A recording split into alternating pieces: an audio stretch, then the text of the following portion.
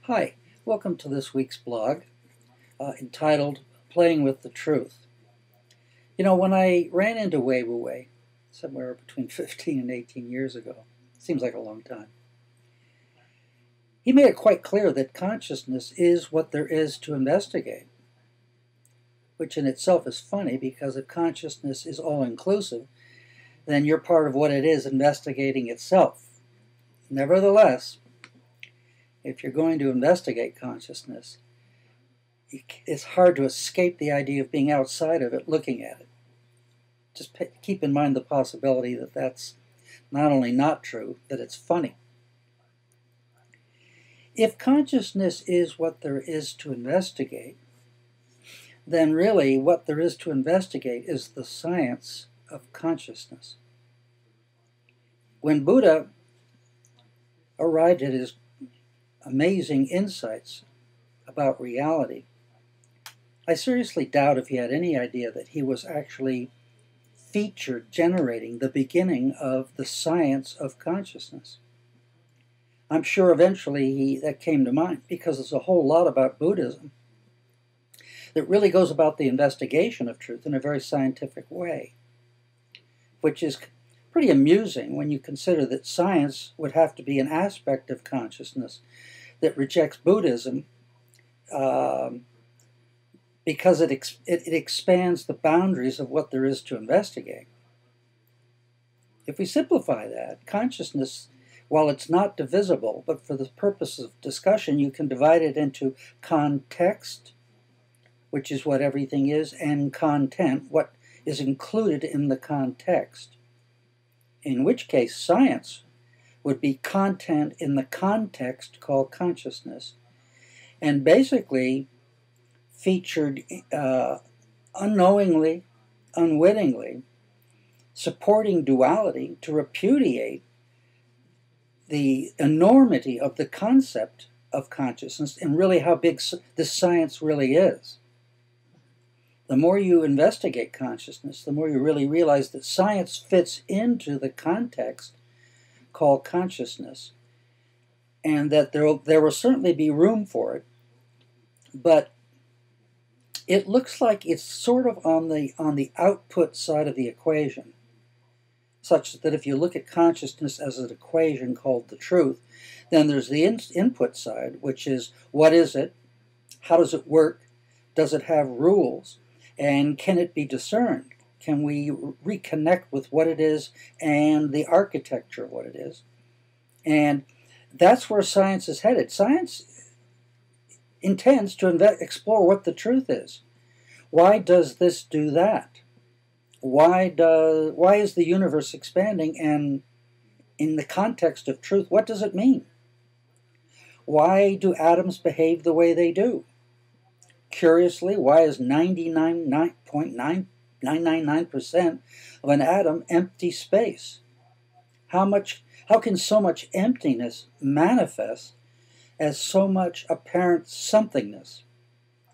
And science, as it expands its boundaries and moves into the realization that consciousness is the context for science, is going to have to address those questions. It can no longer be repudiated, rejected as metaphysics or too strange to explore. What is clear is that if truth exists as consciousness, then indeed, from our perspective, it is strange. Physicists are quite clear that the jury is out and we only see a tiny slice of what truth is. And that the implication is that as the more we move into the interior of consciousness, we're going to find out that reality is much stranger than most of us imagine or, for that purpose, and care to even know. We're kind of content on the output side of consciousness to defend reality on our terms using science as support and backup. Everything looks like, as we move into the interior of the context called consciousness, that we're due for a lot of strange surprises. That what we call the truth now will be repudiated as the context of consciousness reveals what it includes. and that what it includes the repudiation of what we defend now as fact, because it will be replaced by what's included in the context of consciousness, which is much bigger than what we refer to as science. Now, I'm not putting science down.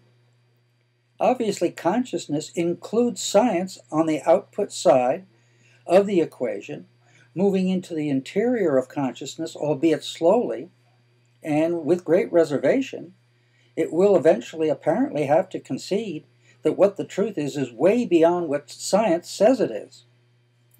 With that in mind, today, drawing from Wei Wu Wei's synthesis of Buddhism, I begin to talk about consciousness as, for the purposes of discussion, is divisible into the big picture, which is the totality of what consciousness might be, and the small view we operate in or occupy, which we defend as the truth.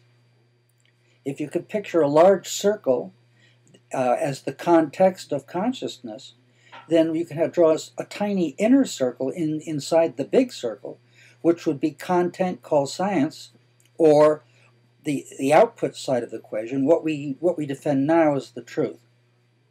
Waking up is, or the recovery process, is nothing more than moving from the small view to the big view.